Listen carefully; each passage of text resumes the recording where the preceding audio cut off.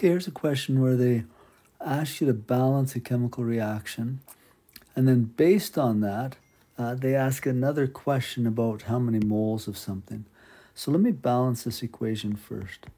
Ammonia reacts with oxygen to produce nitrogen monoxide and water. Okay, to balance, hydrogens are goofy. Let's put a 2 there. So I might need a 3 there.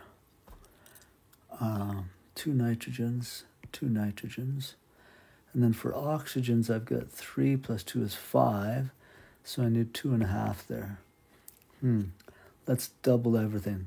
So 4 NH3s plus 5 O2s, 4 NOs plus 6 water. 4 nitrogens, 12 hydrogens, 12 hydrogens. 10 oxygens, 4 plus 6, 10. Yeah, balanced now. So once it's balanced, then it says if I have 4.34 moles of ammonia, and so this is moles, all these are moles, right? So if I have 4.34 moles, they're wondering how many moles of oxygen would I need. Well, this is just a little bit more than 4, so I'd imagine that this number better be just a little bit more than 5. So I'm calling 5.43. If you want to see what it is mathematically, you can do that too.